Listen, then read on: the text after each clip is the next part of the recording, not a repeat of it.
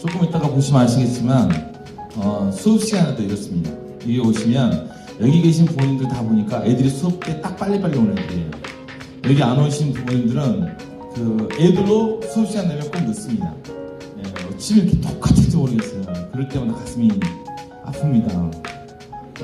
어떻게 가슴이 아프냐면 애들을 바꿀 것이 아니라 부모님을 바꿔야 된다는 생각이 듭니다. 그래서 오늘은 주로 부모님들이 왜 우리는 이렇게 됐는가, 왜 우리는 이렇게 잘하는가에 관한 반성을 하면서 오늘 공부를 해보도록 하겠습니다.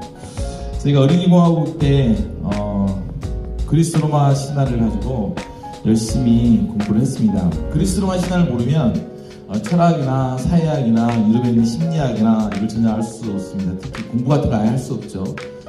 지금 현대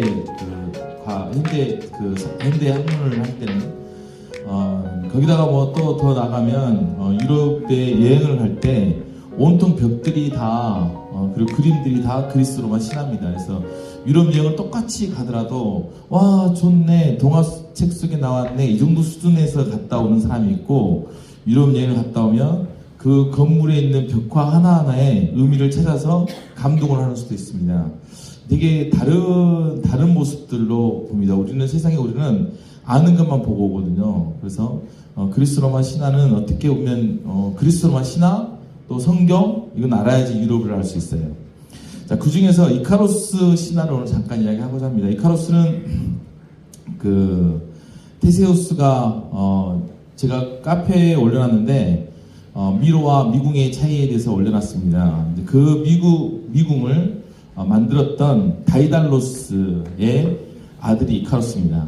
그래서 이제 미궁에서 그 탈출하고 미노스가 죽어서 이제 다이달로스를 그 미궁에 가두게 됩니다. 미궁에 가두니까 이 다이달로스는 뭐든지 다 잘 만드는 그런 사람이죠. 이 건축가 다이달로스가 다이달로스 잡혀서 자기 아들인 이카로스하고 같이 미궁에 빠져서 밀랍과 깃털로 날개를 만들어서 탈출합니다. 다이달로스는 이카로스에게 땅에 습기가 많으니까 너무 무거우니까 너무 낮게 날지 말고, 그 다음에 또 태양은 너무 뜨거우니까 녹일 수 있어서 너무 높게 날지 말아라 라고 말했는데, 처음에 이카로스는 날아갈 때 아버지 근처에서 열심히 날고 있었죠. 날다가 이카로스는 난다는 것이 엄청 좋고 행복해서 결국에는 태양을 향해서 쭉 올라가다가 밀랍이 녹아서 바다에 빠져 죽습니다. 자, 이렇게 그러면 우리가 곧 다이달로스는 자신의 아들 이카로스에게 무엇을 교육시켜야 했을까요? 한번 생각 한번 해보시겠습니까? 자, 이 문제. 그다음에 자존감 하면 떠오르는 단어는 또 자존감. 오늘은 자존감에 관한 겁니다. 그래서 특히 자존감에 이 원고에는 지금 원고가 오고 있을 겁니다만은, 하리학교에서는 어떤 것을 그 개념 짓는 일을 하고 있습니다. 그래서 흔히 소크라테스가 너 자신을 알라, 또 토론을 하면서 계속 했던 것은 개념을 짓는 거였거든요. 과연 아버지란 무엇인가? 그래서 소크라테스의 제자는 그 개념을 이데아 세계 안으로 집어넣어서 그걸 이데아라고 이렇게 표현합니다. 본질이라고도 말하죠.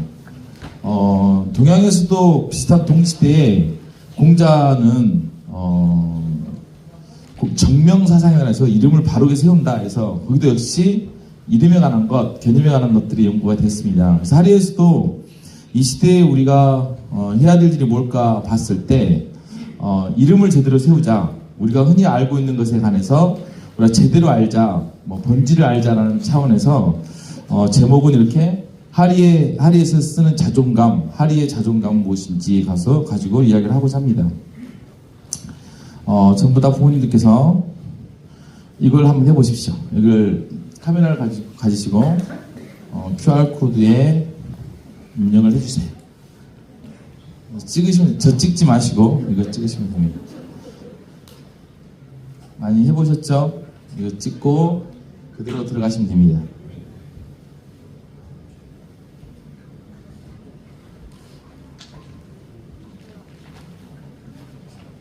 찍고 들어가셔서, 자, 다 들어가셨던 분은 네, 그 밑에 또 있습니다. 이렇게 누가 한 분이 써놨습니다. 다이달로스가 자신의 아들 이카루스에게 무엇을 교육시켜야 했을까요? 이카루스의 문제는 무엇일까요? 이카루스의 문제는 자존감 같다고 생각합니다. 그랬을까요? 또 보겠습니다. 예, 지나치게 과하거나 모자라지 않게 중심 잡기. 좋습니다. 중심 자유 책임 좋습니다. 자, 올라오시면 자 늦게 오신 분들은 밑에 있으니까 밑에 거 보고 다시 찍으시면 됩니다. 또 써주세요. 계속 한번 지금 4분 쓰셨어요. 4분 다 보입니다. 누가 썼는지 안 썼는지.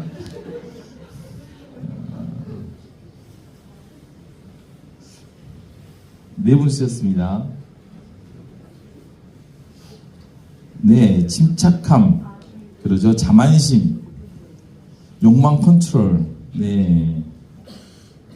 지금 제가 욕망 시리즈 하고 있었잖아요. 지난주에 우리가 감자 잠깐 이야기 오늘 그 수업하기로 했는데 오늘은 감자를 안 하고 다른 걸 하고 있습니다. 지금 다른 거 하려고 합니다.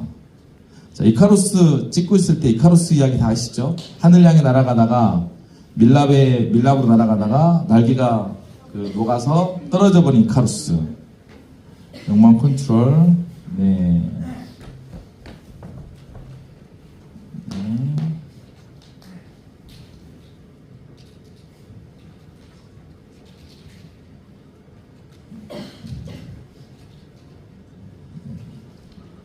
자, 이 정도 하셨으면 또 그 다음 문제 보세요. 그 다음 문제.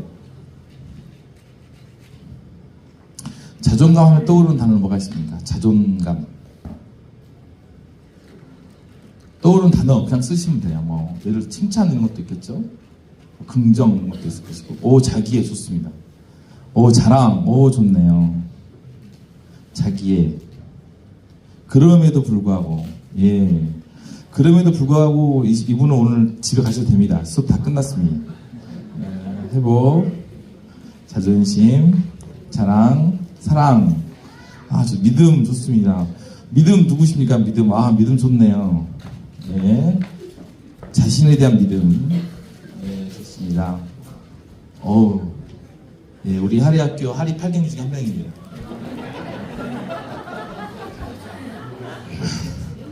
하리 8경에 무등산도 있고요. 그 중에 살아있는 실존하는 하리 8경입니다. 요즘 고난의 시절입니다. 네, 그 다음 보겠습니다. 자존감 했을 때 긍정적인 효과는 뭐가 있을까요? 뭐가 긍정적일 것 같습니까? 이 자존감이 있을 때 어떤 것이 긍정적일 것 같아요? 여러분, 이 자존감이 중요한 아이들에게. 우리는 아이들이 자존감을 키우기 위해서 칭찬도 많이 하고, 너는 할 수 있어, 너는 최고야, 기한주의라고 애를 쓰고 막 그러잖아요. 그렇죠. 자존감이 있으면 용기도 생기고요. 자존감이 있으면 회복 탄력성. 이건 조금 약간 퀘스천입니다. 이번 오늘 시련을 자존감이 있으면 시련을 극복할까? 예. 좋습니다. 성장, 일어남. 네. 이렇게 효과가 많으니 부모님들이 아이가 조금만 못해도 혼도 못 내고 기살리려고 애를 쓰고 자존감을 기르기 위해서 애쓰고 조금이라도 기를 죽이면 큰일 날 것 같고 이러죠. 그러죠. 이렇게 자존감 효과가 많습니다. 자신감이 제일 크네요. 자존감 효과. 네, 행복. 자존감이 있어야지 행복하죠. 자존감이 없는 사람은 행복하지 않죠. 이 정도 이렇게 긍정적입니다. 시선, 나를 사랑함. 네, 이 자존감 효과네요. 같은 거 써도 됩니다. 같은 거 쓰면 그 글자가 커져요. 막 이렇게.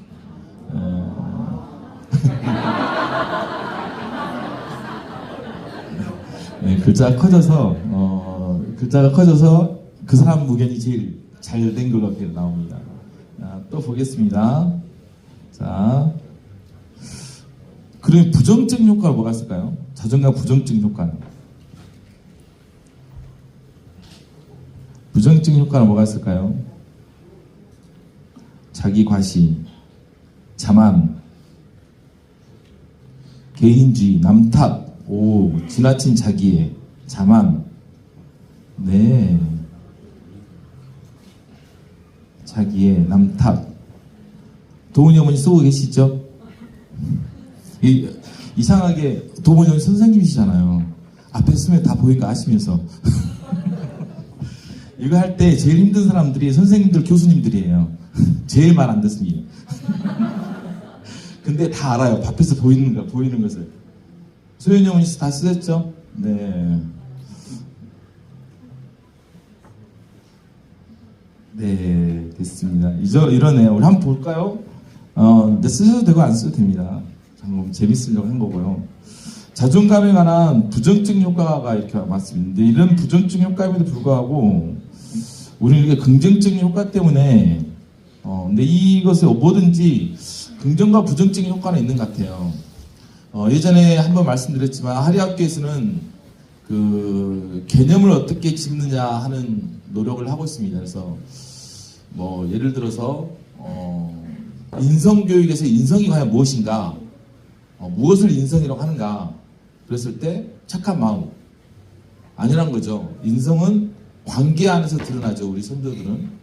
그래서 부부간에 지켜야 될 인성은 구별됨이죠. 어느 하나로 일자화하지 않고 두 개의 존재가 나란히 있는. 우리나라도 그래서 부부 유별이다 이랬고, 아무리 혼자 착한 것은 안 되는 거죠. 관계 속에서 착한 거, 이런 거.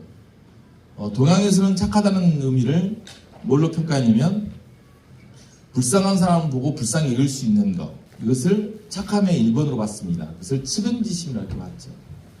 그리고 옳고 그름을 판단할 수 있는 시비지심, 창피한 줄 아는 것, 수호지심, 그리고 뭔가를 했을 때 양보할 수 있는 사양지심을 맹자는 그렇게 사단을 인간의 본성이면서 인간의 추가될 선으로 봤습니다. 이제 학교 아이들이 조만간 해야 될 그 미국의 마이클 셀던은 정의를 무엇으로 정의, 네, 있죠. 거기는 우리는 선을 무엇으로 보냐 했을 때, 무엇을 정의로 보냐 했을 때 각 시대마다 정의를 바라보는 부분이 다릅니다. 그러면 이제 지금 우리가 오늘 이 시간에 여러분들하고 할 것은 과연 자존감은 모을 것인지, 우리가 흔히 아이들을 기를 죽이면 안 되고 아이들 항상 칭찬해야 되고 아이들을 너는 최고라고 말하고 이런 것에 관한 의미가 학문적으로는 어떻게 가 있고 어떻게 연구를 하고 있는지에 대해서 한번 이야기를 해보고자 합니다. 하리학교는 예를 들어서 지금 밖에 있는 트렌드가 지난달 저희가 부모교육 때 했던 것이 뭐였냐면 공감과 동감이었습니다. 그래서 엠파시와 심파시 기억을 하실지 모르겠습니다.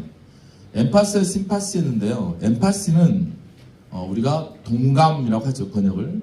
그리고 심파시는 공감이라고 합니다. 시뮬러 해가지고 비슷한 감정이죠.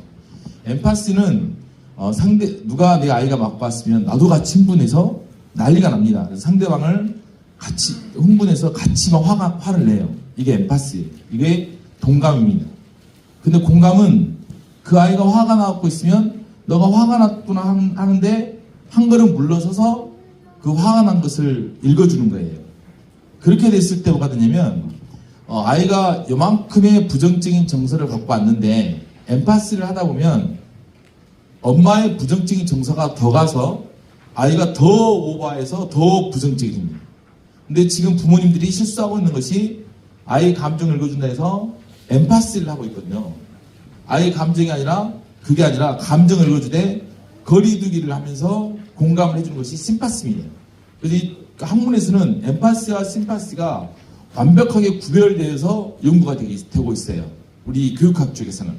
근데 이제 오은영 박사님이나 그분들은 그 구분을 짓지 않고 있기 때문에 지금 작금에 일어나는 한국의 교육 현실 중에 부모님들이 내 아이가 어디서 상처받고 오거나 혼나거나 기분 나빠하고 있으면 흥분해가지고 학교 가서 뒤집어 퍼놔요. 그러면서 그게 아이를 위한 거라고 생각합니다. 그때 부모님들은 어떤 것이 들어가기 시작하냐면 엠파시죠. 그때 아이 심정을 생각했는지 모르겠어요. 아이가 막상 그렇게 엄마한테 말을 했는데 그 다음 벌어진 일을 보니까 상황이 심각해. 두려워. 근데 그러면서 아이는 이러겠죠. 세상에서 무서운 것이 없어지겠죠. 뭐 다 되는데 세상에서 무서운 것이 없어지는 순간 그 아이는 무너지는 겁니다. 교통질서를 지킬 때 저 같은 경우는 너무 죄송합니다만 우리 아이들도 있는데 속도계 60이 그 최저 속도이면 제 이야기 안 하겠습니다. 제 와이프 정말 제가 차를 타면 옆에 자꾸 탈 정도예요. 정말 유하고 천천하고 느린 동작인데 운전대만 잡으면 정말 아우토반입니다. 아우토반 엄청 빨리 달려요. 그만하라고 해도 엄청 빨리 달리고 국도에서 일단 120이에요. 120. 근데 어떻게 그 교통 그 뭐죠? 무인 카메라 이거 어떻게 잘하는지 모르겠어요. 잘 알고 심지어는 술도 안 마신 사람이 음주단속 할 때 저기가 음주단속 하는 것까지 알아요. 밤에 다니지도 않은 사람인데 저 와이프가 질서를 지키는 이유는 딱 하나입니다. 왜냐? 뭐 때문에 지키냐면 범칙금을 안 내려고 지킵니다. 그렇죠. 우리들도 어느 순간에 우리들 사이에서 어떤 제재가 없다고 하면 약속을 안 지켰을 거예요. 근데 그 아이도 세상에 무서운 것이 없어지는 거죠.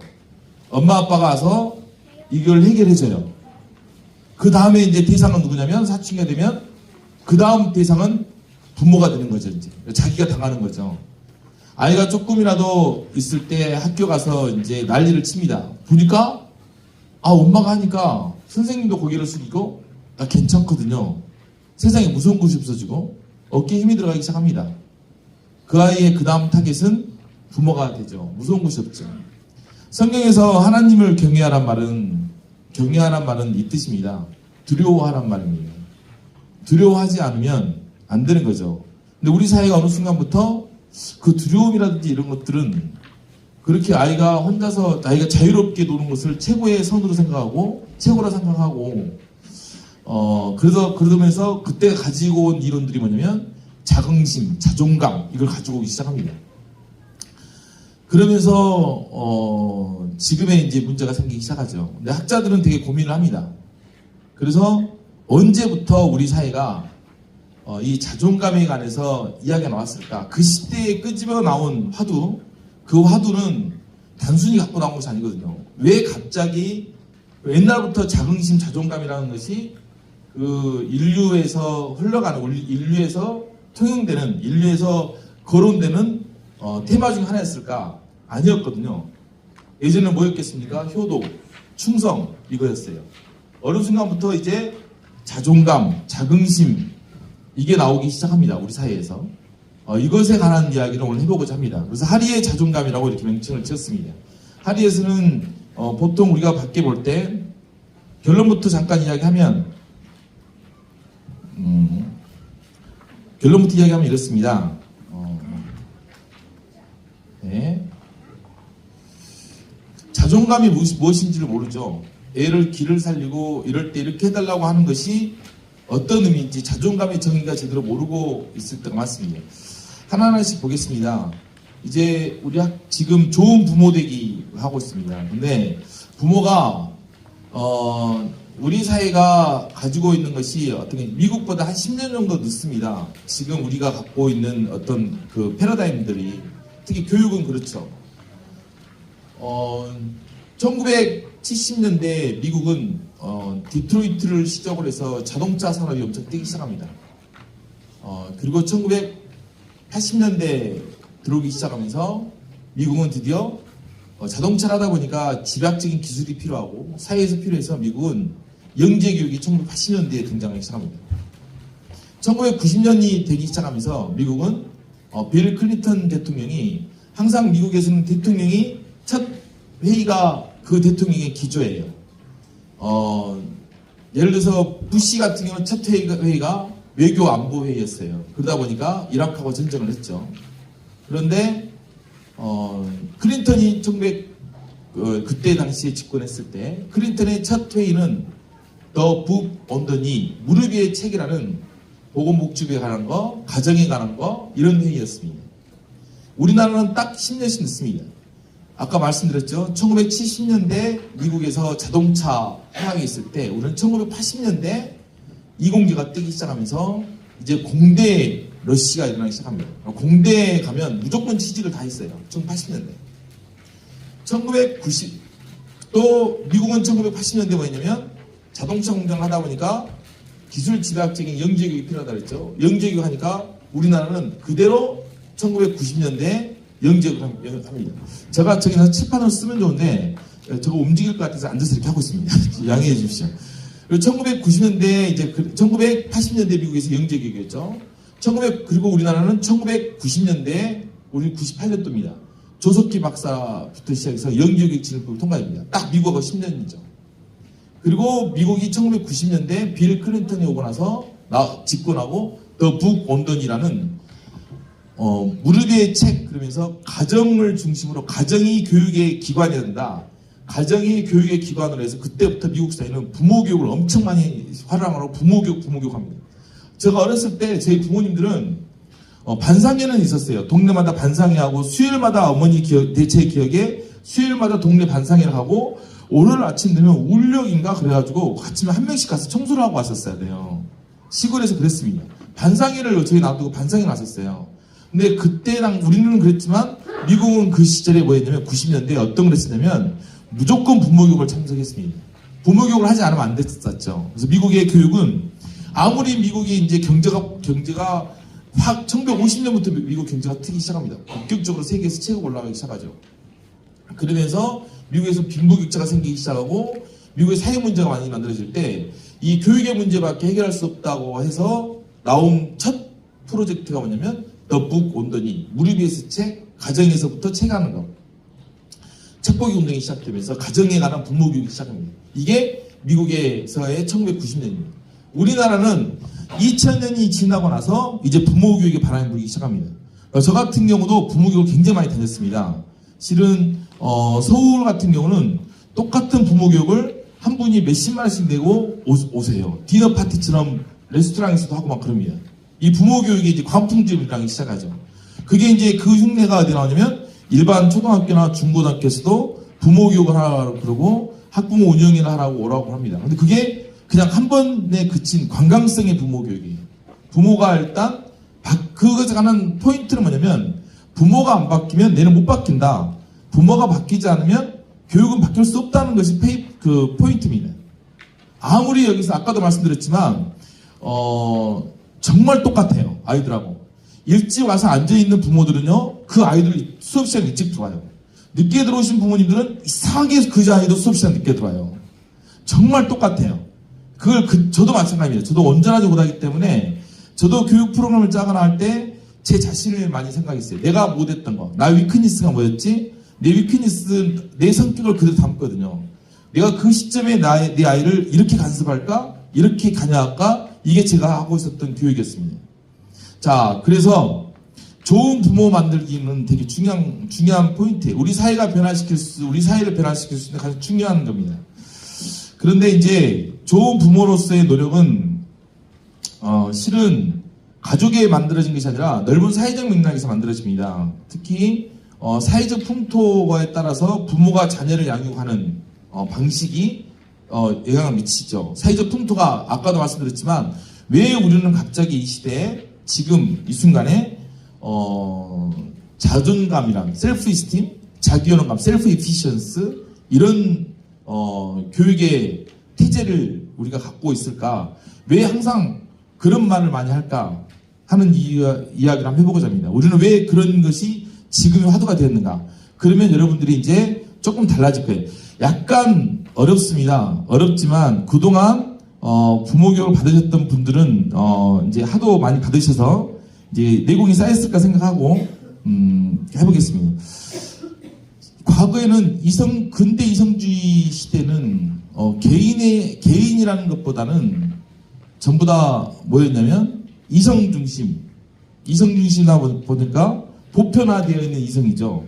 누구나 다 맞다고 하는 거 이성 중심의 패러다임이었습니다.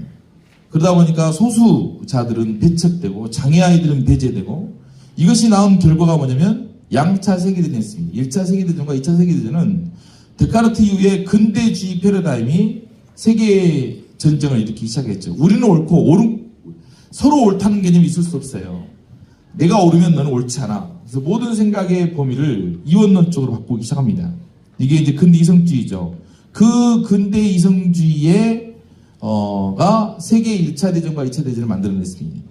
그래서 1차 대전과 여러분들이 생각하는 이성으로 생각해.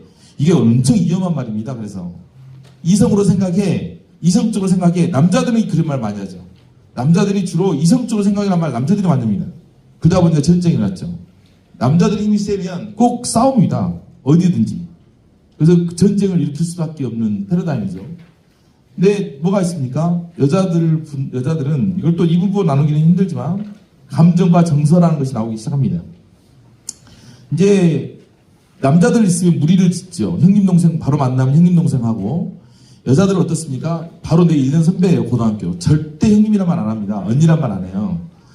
남자들은 바로 선배다 그러면 바로 형님이라고도 하고 선배님이라고 하고 막 그러는데 이게 좀 부족하죠. 자, 하여간 그 이후에 개인주의 사유가 부각되면서 인간들은 각 개인이 독자적인 힘과 가능성을 가진 존재로서의 신념이 극도로 확산됐습니다. 내가 할 수 있어. 그 전까지만 해도 이런 신념이 없었어요. 내가 할 수 있어가 아니라 우리 공동체가 해야 돼. 우리가 해야 되는 이 우리라는 생각이 더 많이 있었는데 이 세계대전 이후에 내가 할 수 있어가 나옵니다. 우리나라는 좀 늦게 들어왔죠. 2차 세계대전 이후에 산업화가 있고 늦게 들어와서 그 전에 70년대, 80년대만 하더라도 공동체라는 것이 되게 강했었는데 내가 할 수 있어 개인주의가 늦게 등장했죠. 그 이후에 자신은 특별함을 지니며 최고가 되어야 한다. 이게 내가 할 수 있어란 말에는 자신은 특별하고 나는 최고고 나는 높은 지능을 지녀야 되고 나는 매력적이어야 되고 그러면서 나는 개인적으로 성공해야 된다는 생각이 촉발했습니다. 네, 이러다 보니까 이제 아이나 청소년들에게 굉장히 과장되고 그리고 비관적인 자아 인식을 부여했다고 봅니다. 그러다 보니까 아이들은 부정적 자아 몰입 뭐 이런 거죠. 그리고 더한 것은 내가 특별하고 뭔가 어린 애들부터 성취 지향적이다 보니까 어떤 문제가 생기기 시작하면 일상의 평범함이 되게 경시되고 있습니다. 집에서 남자는 설거지도 하고 청소도 하고 남자는 아이도 돌보고 아이를 씻겨야 되는데 내가 이런 일을 어떻게 하는 일 중심의 패러다임 그리고 과업 중심의 패러다임 성공 중심의 패러다임이 일상의 평범함을 다 경시하기 시작합니다. 가장 중요한 것은 특별하게 나는 잘해야 된다는 거대한 어떤 기대에 부응하지 못함으로 인해서 등장하는 자기 혐오죠. 이게 있었습니다. 그래서 지금은 나는 특별해 나는 엄마가 너는 최고야 이런 말이 어떻게 되냐면 내가 최고라고 최고가 아니라고 하는 것을 아는 순간 푹 들어가 버립니다. 그래서 우울증이 되기 시작하고 아예 벽을 쌓기 시작하고 너무 힘들어지는 삶을 살기 시작하죠. 그게 언제 느끼기 시작하면 초등학교 5학년 때 느끼기 시작해버려요. 벌써 무섭죠. 소름 돋죠. 이것은. 그리고 누가 만들었냐면 우리 부모뿐만 아니라 우리 사회가 만들었죠. 개인이 중요시되고 개인이 뭔가를 하게 할 수 있다라는 생각이 나오는 것은 다시 말하면 개인이 특별하고 개인이 최고고 개인이 성공하고 이게 너무 좋은 말이잖아요. 너무 좋은 말인데 이것에 관한 아까 말씀드린 대로 이성적이고 합리적인 것이 너무 좋은 말인데도 그게 세계 전쟁을 일으켰듯이 이게 너무 좋은 말인데도 이것에 관한 폐단이 등장하기 시작했습니다. 아이들은 상처받고 당황하고 나중에 이제 겉으로는 되게 잘 살게 보이는데 어떻게 해야 될지 모르는 경우가 많다고 합니다. 겉으로는 아무 문제 없게 보이는데 그러다가 보니까 아이들은 부모 지원 없는 세상의 도전을 굉장히 두려워하게 되죠. 거기다가 또 우리 교육의 현실이 정답을 찾기 위한 교육이잖아요. 근데 세상은 정답이 없잖아요. 정답을 찾기 위한 교육의 가장 좋은 것은 이성주의입니다. 옳고 그름이 명확하니까. 근데 정답이 없는 세상이에요. 니도 옳고 니도 옳아야지. 정답을 추구했던 사람들은 반드시 배제를 합니다. 제일 무서운 게 우리가 요즘에 항상 하는 검찰공화국이라고 말을 하잖아요. 옳고 그름이 구분이 확 지어져 버리잖아요. 이게 되게 무서운 거죠. 그래서 이 아이들은 정답이 없는 세상은 정답이 없는데 부부간의 관계도 마찬가지죠. 열심히 싸우지만 실제 정답은 없잖아요. 근데 정답이 있다고 평생 동안 교육을 받는 사람들은 기어이 상대방을 정답이 있는 것으로 있다고 믿게 만들어야 돼요. 그리고 내 말이 정답이란 것을 설득을 하고 주장을 하고 증명을 해야 돼요. 엄청 무섭죠. 정답이 있다는 것은 다른 말로 저 사람은 틀렸단 말이거든요. 저 사람은 정답이 없다는 말이에요. 우리가 갖고 있는 이 패러다임이 어디서 등장하기 시작하냐면 근대 이성주의 패러다임이 등장합니다. 이것의 대가가 세계대전이었어요. 유럽은 이미 이것의 대가를 지불하고 이것을 넘어서기 시작했어요. 이런 사회에서. 우리 사회는 유럽이 1차 대전과 2차 대전을 끝날 때 그때서야 걸음발을 하면서 근대화를 시작했습니다. 2차 세계대전 끝났을 때 우리는 해방을 했잖아요. 그리고 바로 또 전쟁이 나서 나무 하나 없을 정도로 전부 다 황폐화되어 있는 이 나라를 여기까지 올린 거예요. 그랬을 때 문제가 뭐냐면 물질적인 것은 엄청나게 빨리 올라왔으나 우리의 의식과 사유는 올라가지 못한 거죠. 무서울 정도로 뒤처져 있습니다. 선진국의 마인드하고는 아주 다른 마인드를 갖고 있죠. 이게 지금 우리가 이제 넘어서야 될 문제예요. 우리 사회가 극복해야 될 문제입니다. 그것에 가장 앞서 계신 분들이 지금 여러분들이죠. 여러분들이 하지 않으면 안 됩니다. 자, 보겠습니다. 한국전쟁 이후 대한민국 사회는 급격한 경제성장을 이뤘습니다. 아버지들은 가정을 경제적으로 일으키는 노력을 기울였고요. 이것은 뭐냐면 그렇지 않으면 다 죽었거든요. 그리고 산업화 사회가 되면서 도시화가 시작되고 그러다 보니까 이제 친척들과 연결이 끊기기 시작합니다. 핵가족화의 경향을 보이기 시작하고 아버지들은 그 전까지만 해도 논에서 같이 일하다가 아이하고 같이 일하고 그랬던 아빠가 이제는 직장이 집하고 멀리 떨어지면 차를 타고 가야 되는 직장이고 그러다 보니까 노동의 모든 시간을 밖에서 보냅니다. 이전 세대의 부모들은 가까운 친척이나 언니, 이모, 이웃으로부터 집안일과 아이를 어떻게 키울지를 조언을 얻었어요. 그런데 지금의 부모님들은 이런 것이 부족했죠. 하지만 현실의 삶은 그래서 이것을 누구한테 배우냐면 주로 오은영 박사라든지 텔레비에서 배웁니다. 그런데 문제는 뭐냐면 현실은 그렇지 않거든요. 아이들을 칭찬을 해줘야 되고 감정을 읽어줘야 된다는데 아이들은 현실에서는 그 문제가 아니에요. 남편이 왔을 때는 이렇게 대해야 된다고 알고는 있어. 내 현실은 그렇지 않아요. 그러다 보니까 두 가지죠. 그렇게 했을 때 선택할 수 있는 방법은 남편에게 이렇게 해야 되는데 실제 내 삶은 그렇게 한다고 이론에 나와 있지만 실제 또 가정의 모습은 행복한 인꼬부부, 쇼윈도 부부 많잖아요 요즘에. 제가 항상 제 와이프한테 하는 말이 있습니다. 뭐든지 하면 아니야 쇼윈도가 분명해. 저게 사람은 잘 안 돼. 나도 하려고 노력을 하는데 그렇게 하면서 와이프를 자꾸 가스라이팅을 하고 있습니다. 근데 하여간 그렇게 함에도 불구하고 우리는 끊임없이 바로바로 저렇게 해야 돼 하는데 그렇게 안 될 때가 많아요. 거의 안 되죠. 왜냐면 현실은 여러 가지 상황이 있거든요. 그날 내가 직장에서 화가 났을 수도 있고 내가 뭔가 내 옆집이 정말 예를 들어서 제 옆집이 만약에 지연이 엄마가 지연이 아빠 왔으면 저는 큰일 날 뻔했습니다.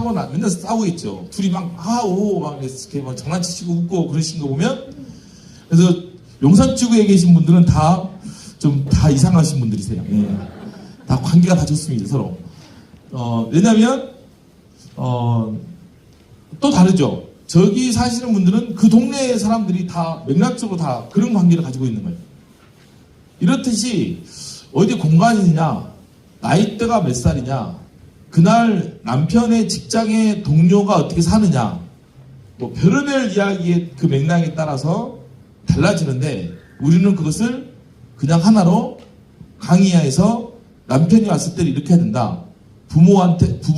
아내한테 이렇게 해야 된다라고 말로 툭 던져놓고 그렇게 해놓고 자기감이 들게 하고 나는 왜 못하지? 우리 식구는 왜 안 돼? 자기감이 들게 하든가 아니면 차라리 포기하게 하든가 이 경우를 선택하게 합니다. 실제 현실의 삶은 예상보다 훨씬 복잡하고 그 속에서 얻어야 될 맥락적 경험을 습득하지 못하면 오히려 자기혐오의 감정을 일으킬 수 있습니다. 실패 자책감이 따르죠. 핵가 조가로 인해 사회적으로 정서적으로 자기 개인의 가치를 알아봐줄 삼촌이나 조부모를 일단 앗아갔습니다. 그래서 예전에는 부모가 엄마 아빠만 있는 것이 아니라 할아버지 할머니 그리고 이모 삼촌이 계속 살면서 거의 같은 부모였죠. 그리고 또 하나 있었습니다. 예전에는 아이가 집안일을 직접 참여를 했어요. 농사 질 때 단순히 아빠를 돕는다는 개념이 아니었어요. 가업인 농사를 같이 짓는다는 개념이죠. 어떻게 보면 아이가 빠져버리면 그 농사가 안 될 정도였어요. 그러니까 아이도 한몫을 했어요. 어렸을 때 저 같은 경우는 시골에 할머니 집 가면 소를 하러 갔는데 소를 가져가서 소를 묶어놓고 그 밑에 책을 봤어요. 근데 제가 하는 일은 아침마다 거기 가서 그 소를 갖다 나무에다 묶는 일을 한 거예요. 근데 제가 없으면 한 사람 몫이 빠지는 거예요. 저는 단순히 재밌는, 여러분들 어떻습니까? 집안일을 아이를 시키거나 그럴 때 그냥 아이한테 기대하지 않고 시키시잖아요. 그냥 한번 경험해보게 하잖아요. 이게 아니었다고요, 그 당시는. 근데 더한 것은 뭐냐면 이렇게 집안일 등을 실제 접하게, 직접 하게 했습니다. 어설프게 배우기 위한 것이거나 흉내내기가 아닌 실제적인 것이었죠. 이건 어떤 거냐면요. 마치 어른들이 집 밖에서 돈을 벌 때 느끼는, 돈을 벌 때 자신의 가치가 굉장히 크다고 느끼는 그 느낌을 아이들은 그때부터 가졌던 거죠. 근데 지금은 아이들에게, 가정에서 아이들이 일하고 있는 것은 단순히 엄마를 기쁘게 하는 거죠. 아빠한테 잘 보이게 하는 거. 근데 이것은 아이들을 그 순간 잘 보이게 하지만 아빠나 부모들로 하여금 진정한 보상을 받지 못한다는 거죠. 진정한 보상이라고 뭐냐면 자기 존재에 관한 보상이죠. 너무 무섭지 않습니까? 아이가 이런 경험이 없이 그냥 입 빨린 소리의 보상, 엄마를 기쁘게 하는 보상만 받고 그냥 크는 거예요. 자기가 정말 우리 집에서 가치 있는 존재라, 내가 사회에서, 세상에서 나는 정말 가치 있는 존재다, 나 없으면 안 된다라고 생각하고 그런 경험을 하지 못한 채 어른이 되어버립니다. 그러다가 중고등학교 가면 어떻습니까? 집안일을 아예 안 하고 공부만 해야 되잖아요. 그리고 나서 대학을 가잖아요. 대학 가서 나 없으면 이 일이 안 돼라고 하는 경험을 할 수 있는 사람은 실은 동아리 회장이나 과 학생의 간부 말고는 대학생활도 없어요. 그런 경험이. 그리고 군대를 갑니다. 남자는. 어쩔 때는 결혼을 해요. 어떻겠습니까? 책임감이 없어지죠. 무섭지 않습니까, 이게?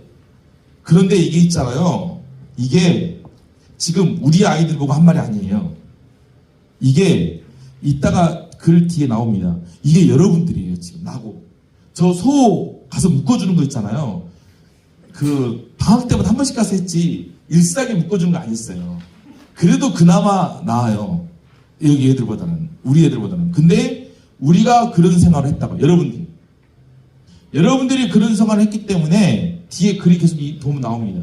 여러분들이 자녀를 어떻게 대한가 한번 봐보세요. 여러분들이 그런 경험이 없는 거예요. 내 존재가 정말 가치 있구나, 내가 정말 귀하구나, 내가 정말 쓸모가 있구나 라고 여러분들이 그 경험을 해본 적이 별로 없어요. 나부터 시작해서. 그게 내 아이를 어떻게 망치는지가 뒤에 나옵니다. 아이들은 다양한 환경에서 부모의 근데 이제 아이들은 이렇죠. 아이들 이야기 한번 해보겠습니다. 애들은요, 끊임없이 부모의 정서적 요구를 충족시키면서 노력해요. 부모가 이걸 하면 부모가 좋아할 것을 하려고 애를 씁니다. 자신의 행동이 엄마의 기대에 부응할 때 아이들은 더 환대를 받는다고 느낍니다. 아이들은 행복하고 건강한 부모가 행복해야지 자기를 돌봐줄 것으로 믿기 때문에 부모가 행복하지 않으면 그 상황을 개선하려고 노력합니다. 그래서 현실에서는 부모의 상태를 개선하는 것이 어려울 경우에 아이들은 심지어는 애가 이제 노력을 해요. 우리 부모가 부모가 행복해지게 노력하고 부모가 부모의 불행한 상황을 바꾸려고 노력하다가 그게 안 되면 애들은 어떠냐면요. 이제 부모의 환상을 만들어냅니다. 애들은 부모가 힘들면 사촌한테고 이모한테 갔는데 지금 자기 부모 아니면 이제 볼 사람이 없어요. 자기의 환상을 만들어내기 시작하죠. 그러다가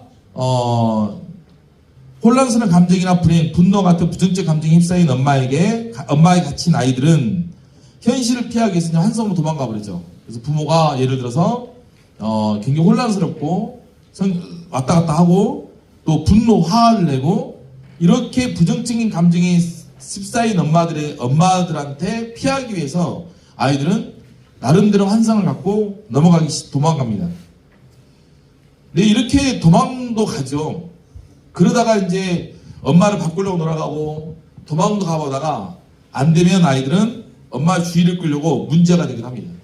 그래서 아이들이 문제가 되는 경우는 뭐냐면 그런 시도가 끝났을 때, 근데 그 아이가 했던 시도를 실제 치료사들이 연구를 해보면 엄청나게 많은 연구를 합니다.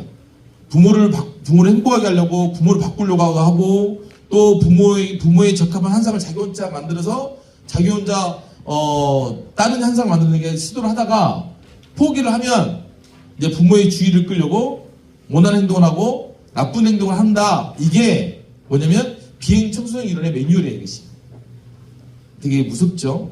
마치 놀이 일부처럼 얘기랑 네 그러죠. 아 죄송합니다. 이건 앞뒤가 바꿔졌습니다. 이거 저 위로 가야 되는데 올라가 밑으로 내려왔습니다.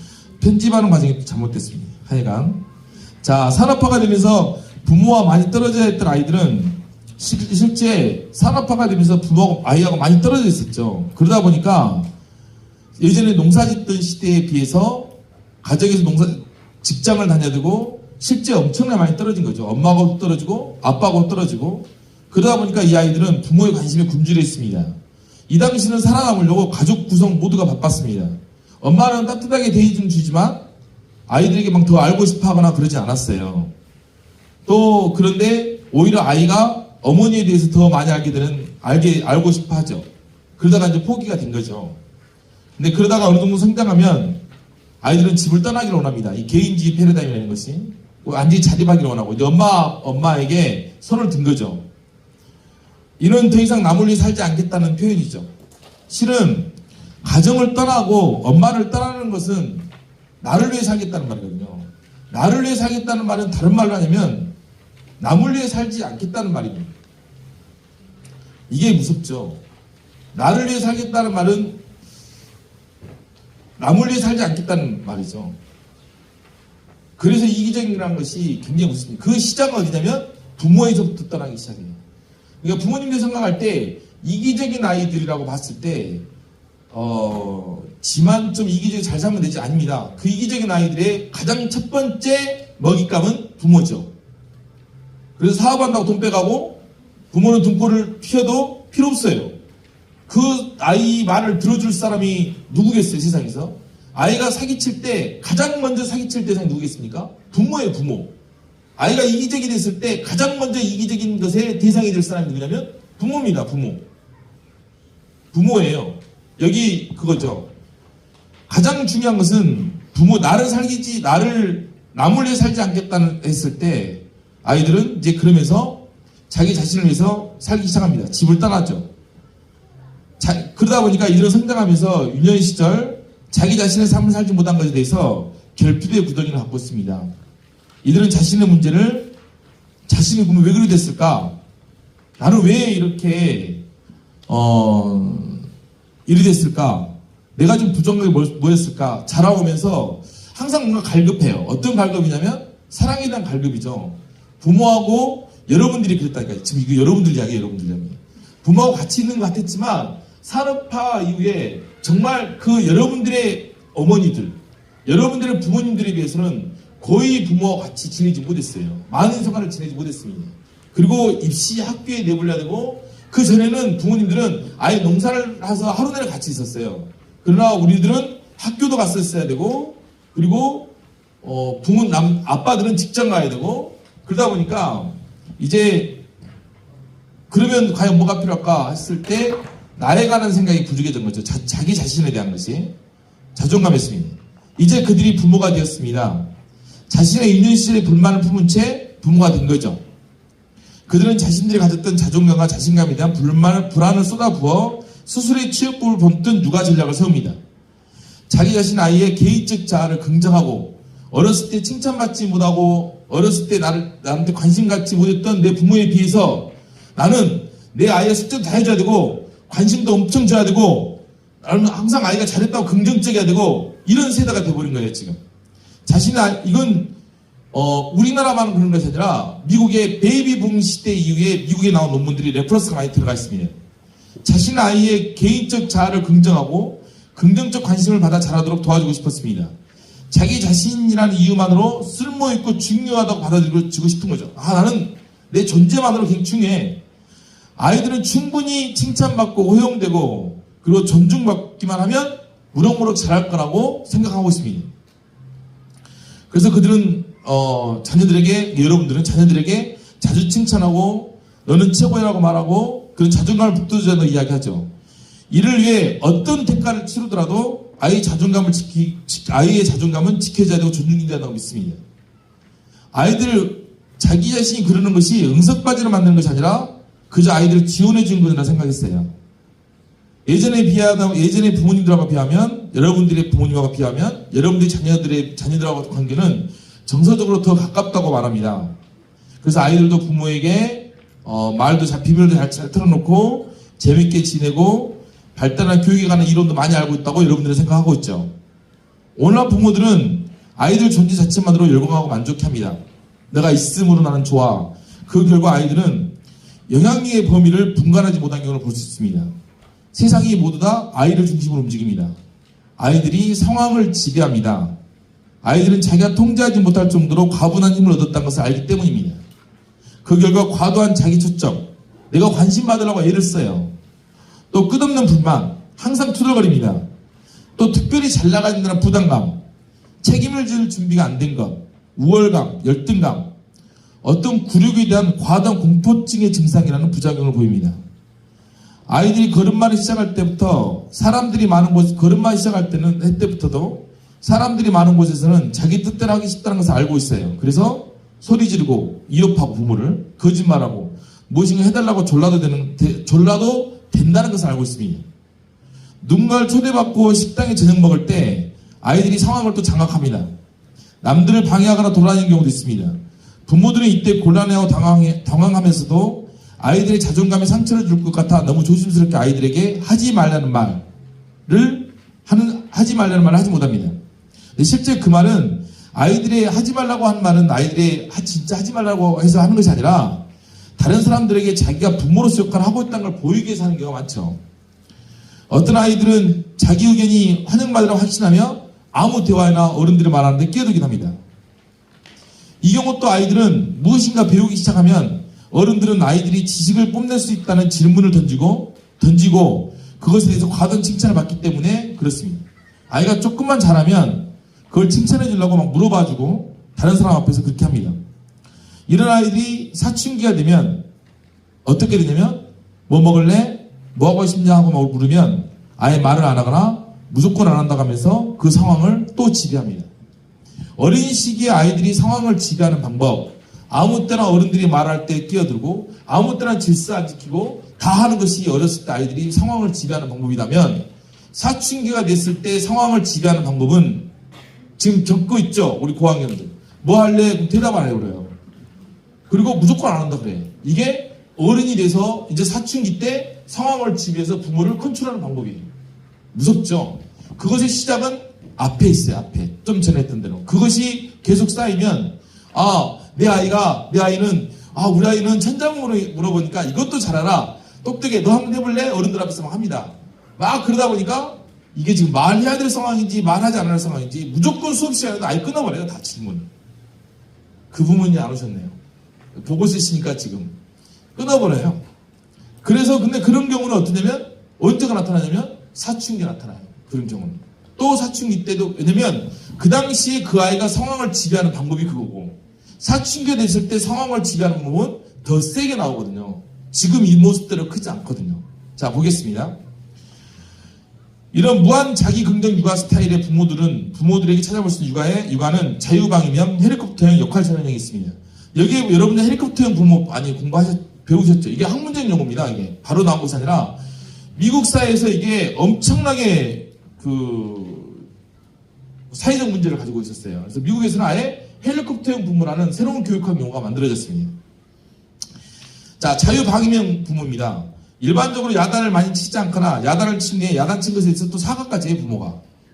네, 미안하다고. 자녀들을 위해 기회를 주고 최대한 용기를 북돋아주려고 하면 아이들의 성과를 자랑하기를 좋아합니다. 이런 부모들은 교사나 다른 가족이 자기 자녀를 비판하는 것을 굉장히 싫어해서 그들의 주장과 다른 주장을 하며 오히려 자기 자녀를 합리화시켜가지고 변명을 합니다. 제 말이 아니에요. 이건 레퍼런스가 있는 글입니다. 이것은 부모가 자기 자녀의 행동에 변명거리가 많습니다. 이들의 훈육은 느긋함 일관성이 없습니다. 언제나 아이들을 긍정적으로 보려고 합니다.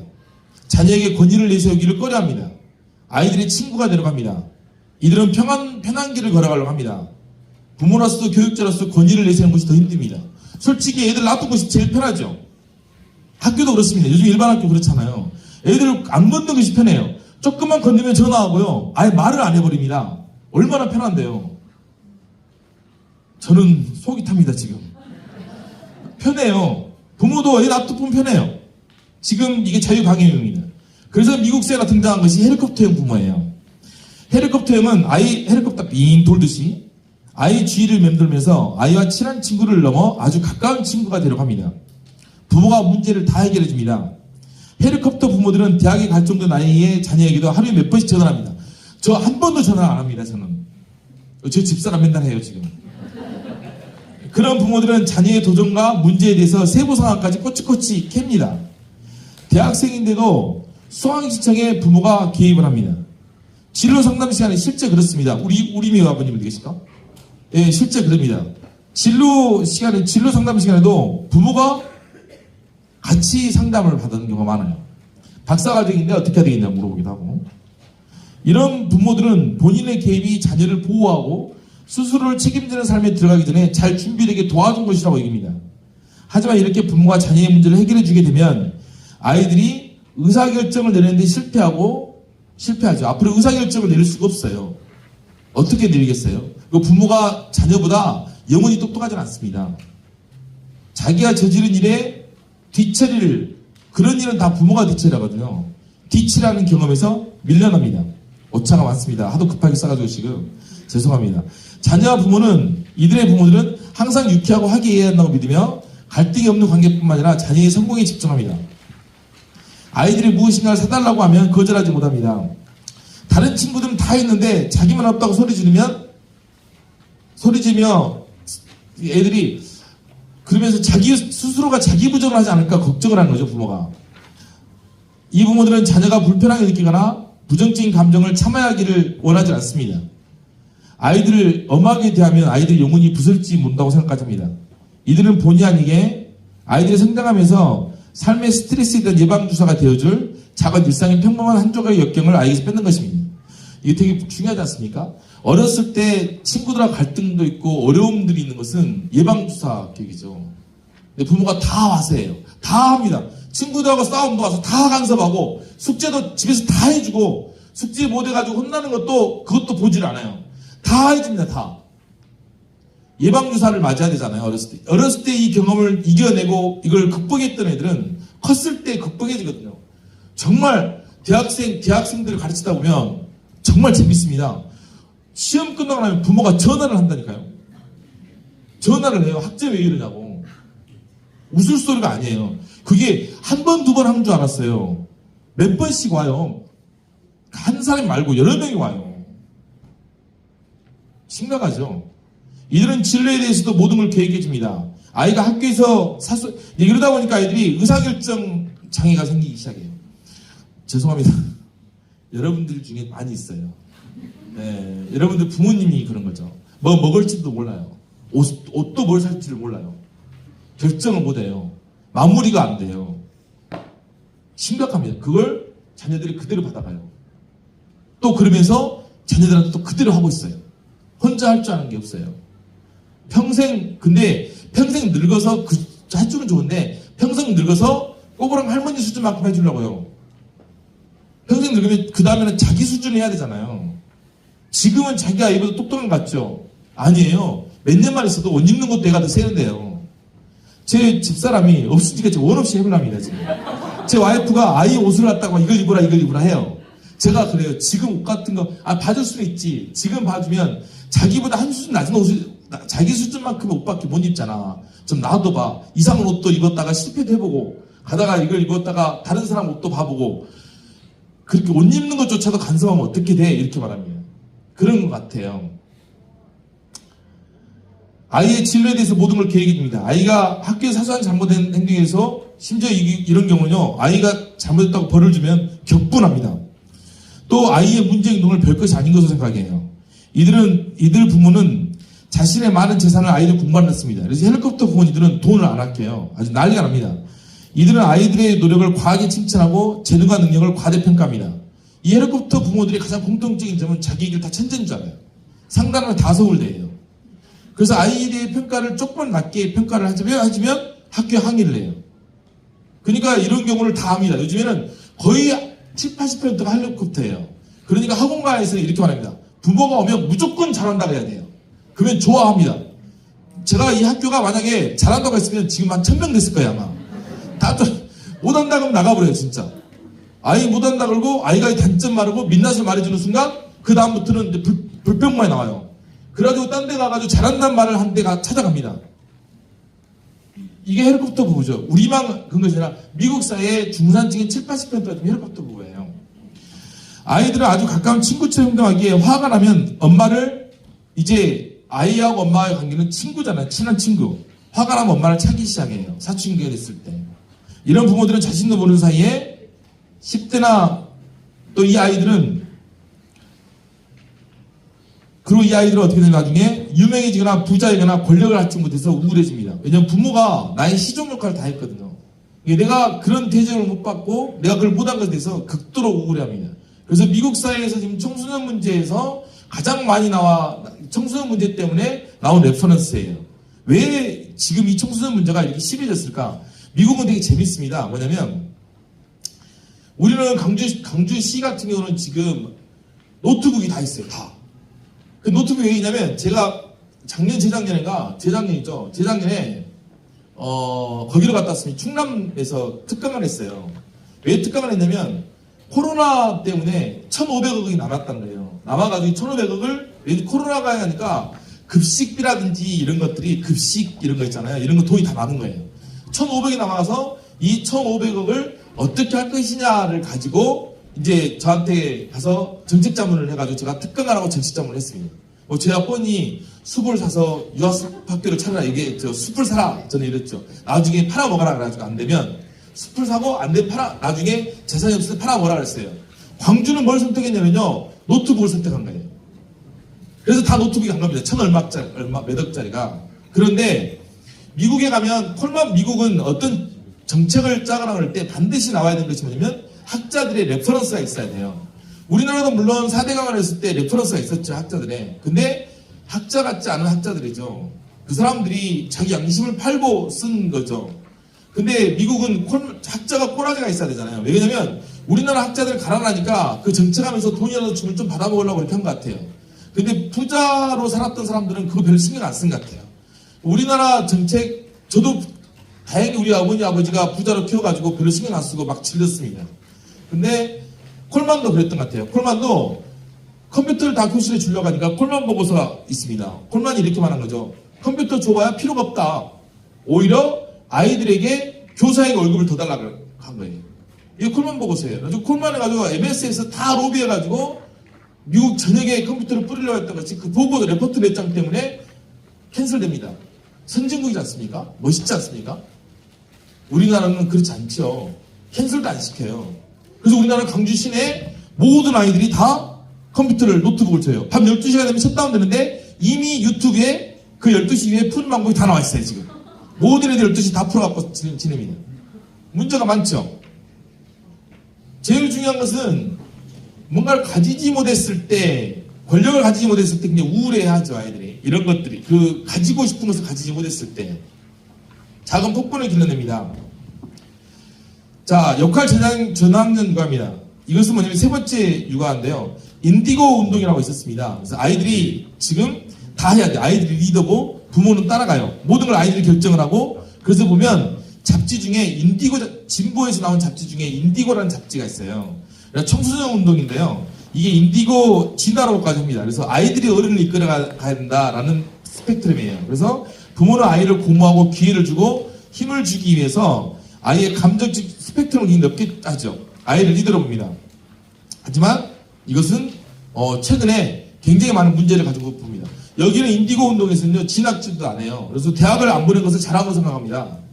그리고 애들이 막 그냥 하죠. 이 인디고 운동의 영향을 받은 게 이제 우리나라에서 간디학교 같은 겁니다. 그래서 이제 대안학교가 된다. 그래서 아이들이 세상의 주인이 된다 이겁니다. 이것도 문제점이 많게 나옵니다. 그러면 이제 드디어 오늘 강의 이제 시작입니다. 자존감. 자존감이 뭐냐면요, 이겁니다. 웹스터 그 사전에 보면 이렇게 나옵니다. 자신을 인정하고 받아들이고 존중하는 자세. 그렇죠? 아까 여러분들이 썼던 거 비슷합니다. 자신을 인정하고 또 받아들이고 존중하는 자세. 그리고 자신의 능력과 성취에 대해서 개인적으로 인정하는 것과 이 다음입니다. 자신의 한계를 인식하고 받아들이는 것으로 나타납니다. 자존감은요, 자기의 한계를 아는 것에서도 시작돼요. 그래서 자존감은 내가 최고야, 나는 할 수 있어. 지만 앞에 뭐가 있냐면 그럼에도 불구하고가 있는 거예요. 근데 우리나라는 그럼에도 불구하고를 쏙 빼요. 나는 할 수 있어. 나는 최고야. 나는 뭐든지 할 수 있어. 이렇게 크다 보니까 나중에 5학년, 6학년, 중학교 1학년이 돼서 자기가 할 수 없다는 것을 느끼는 순간 얘는 극과 극을 달려버려요. 그래서 우리나라는 학교에 가면 공부 잘하는 애와 문제아밖에 없어요. 중간이 사라져버린 거예요. 어렸을 때부터 계속 최고 공부가 잘해야 한다, 최고 이러다 보니까 아예 중간이 없어요. 공부를 중간 단계로 할 수 있잖아요. 예전에는 중간도 있었어요. 예전에 공부가 중간이 있었어요. 요즘에 공부가 중간이 거의 없어요. 도윤이 어머니 어떻습니까? 그죠? 네, 도윤이 어머니 지금 진학 담당하고 계세요. 그죠? 중간이 없어요. 이게 왜 그러겠습니까? 이거예요. 이것 때문에 그렇습니다. 그럼에도 불구하고 없는 거예요. 얘들이 공부를 언제 놓기 시작하냐면 초등학교 6학년, 5학년, 중학교 1학년 때 놓기 시작해요. 어렸을 때 다 잘하죠. 아니요. 중학교 3학년 때까지도 열심히 부모 용기 없는 애가 아니라 부모가 센 애. 딱 중학교 3학년까지 열심히 따라갑니다. 부모가 세니까. 근데 그 부모가 영혼이 세요. 고등학교 1학년 되면 얘가 바로 박죠, 이제. 못해요. 내가 안 되는데 어떻게 해요? 그걸 박습니다.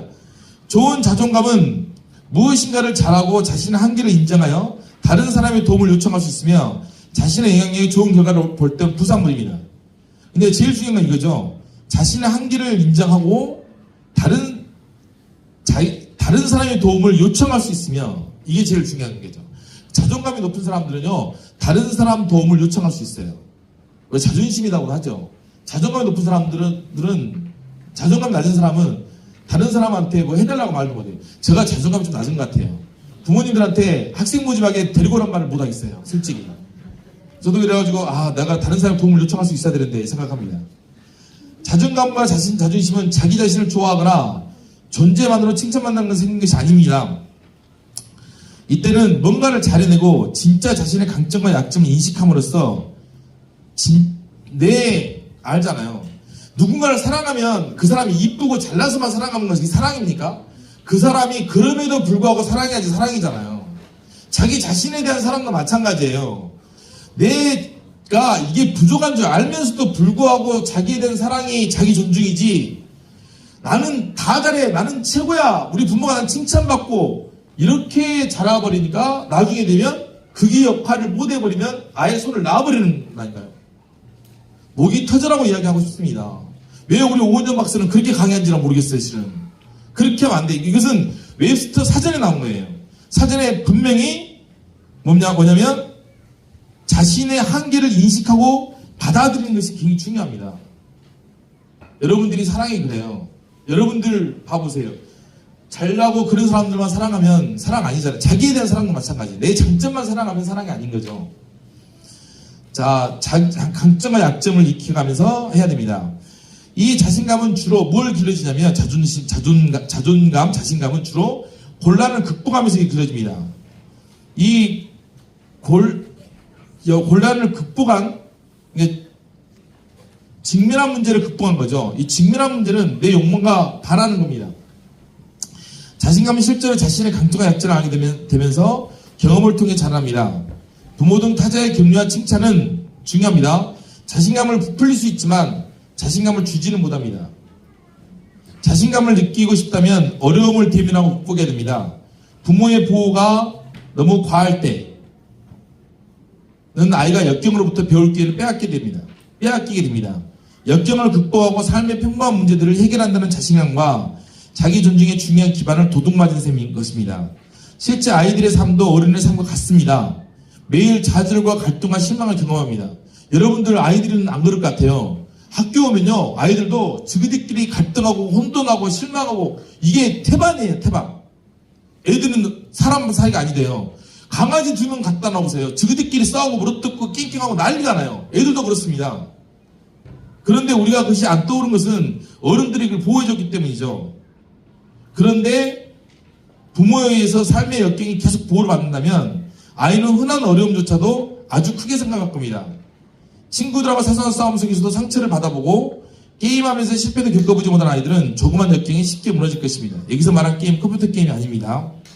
부모가 아주 사소한 성취에 칭찬한 결과 아이들이 실제적인 자기평가에 혼란을 겪게 됩니다. 자, 두 번째입니다. 첫 번째는 역경을 이겨야 되는 거고, 두 번째는 부모가 아주 사소한 성취에 애한테 오바의 칭찬을 해요. 그러면 실제 자기평가에도 혼란을 겪게 됩니다. 자신을 평가하는 능력에 대해서 자신감을 잃어버릴 수도 있죠.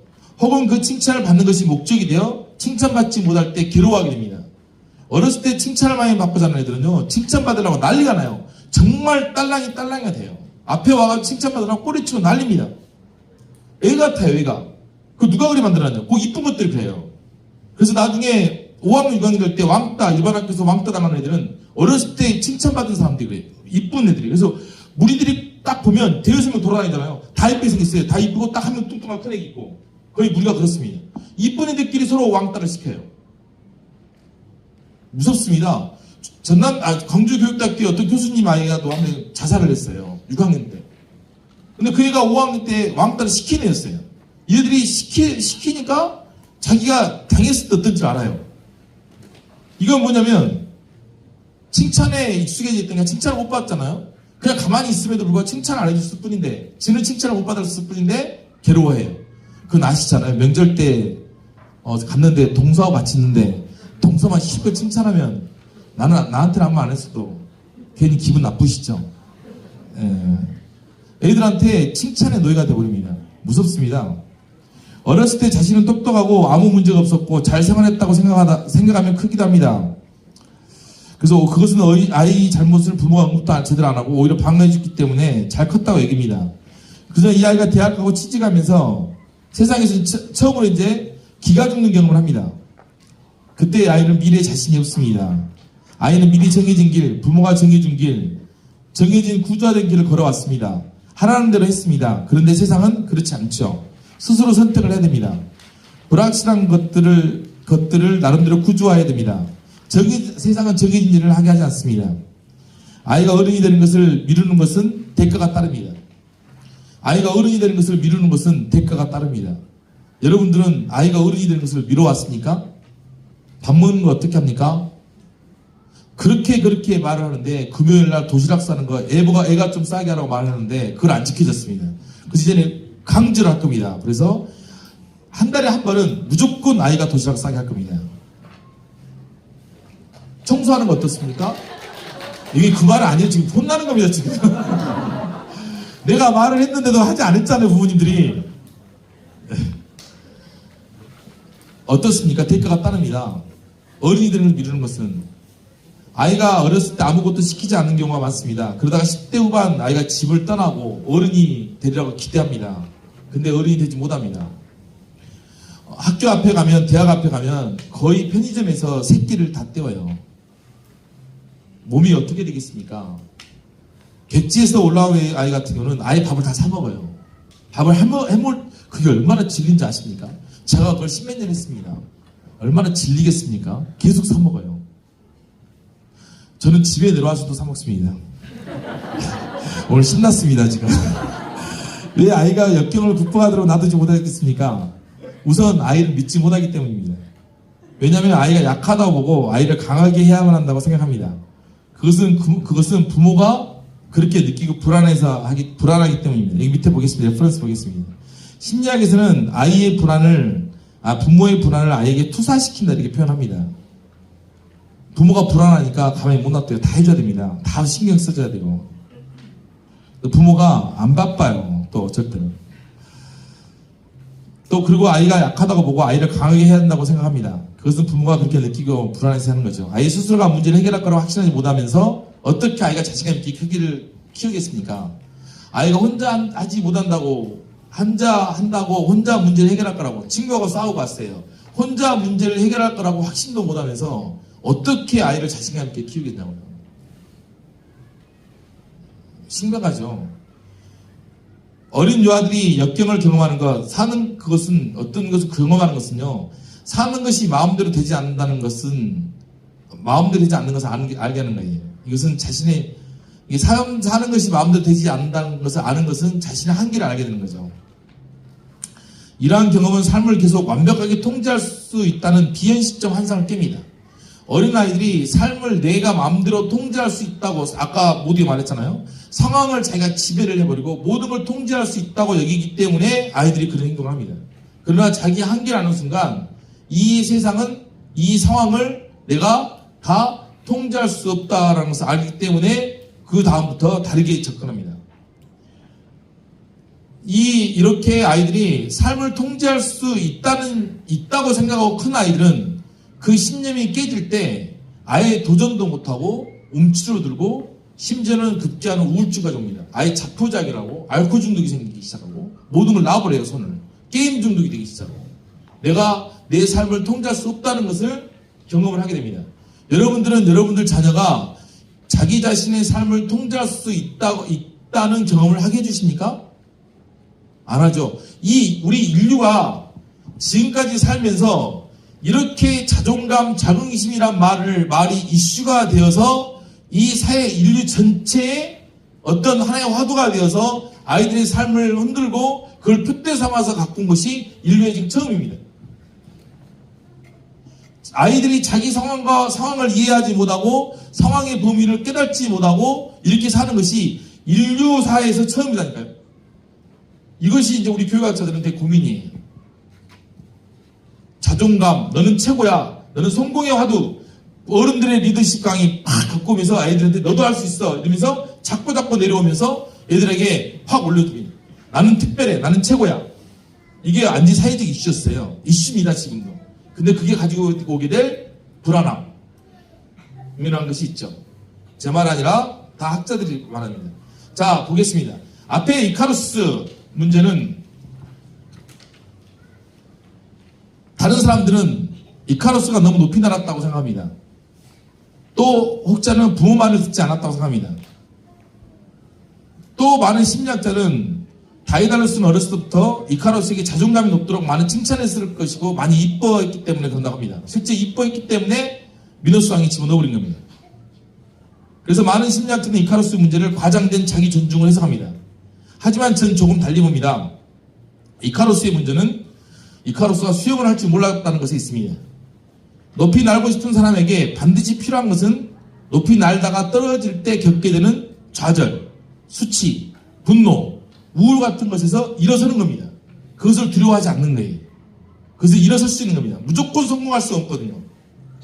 제가 교수가 좀 일찍 돼가지고 높은 자리에 몇 번 올라갔습니다.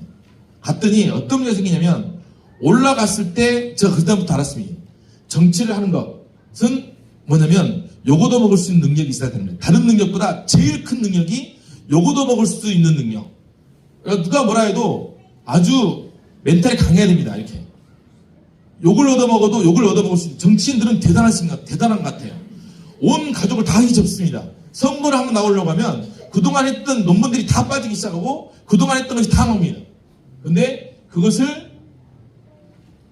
근다고 해서 그들이 이카루스처럼 안 날아가겠습니까? 그들에게 필요한 것. 내 아이가 나중에 성공하려고 하면 어떤 게 있어야 되냐면 이런 회복 탄력성, 좌절, 수치, 분노, 우울 같은 것을 일어서는 능력. 저는 이걸 제 개인적인 생각 때문에 더 좋아합니다. 이카루스의 문제는 뭐냐면 부모가 넘어졌을 때 수영을 안 가르치는 것이 문제라고 생각합니다. 보통 많은 심리학자나 교육학자들은 이카루스가 과장된 자아 존중감을 깨서 왜 부모가 올라가지 말았는데 올라갔냐 이걸 문제로 보는데 저는 개인적으로 올라갈 수도 있죠. 얼마 보고 싶은데 부모가 만약 안 했다고 해서 안 올라가겠어요? 그 문제가 아니라 떨어졌어도 다시 수영해서 생활할 수 있는 것을 안 가르쳤기 때문입니다. 과도한 자존감을 가진 아이는 실패가 두려워 도전하지 못할 것입니다. 해보지 않았던 일에 언제나 실패 가능성이 있으므로 새로운 길을 걸어가는 것도 피할 것입니다. 만약 아이가 자존감이 있다고 하면 새로운 길을 걸어갈 것이고 남들이 하지 않는 것에서 도전할 것이고 그리고 앞으로 나갈 것입니다. 자, 여기서 끝났습니다. 죄송합니다.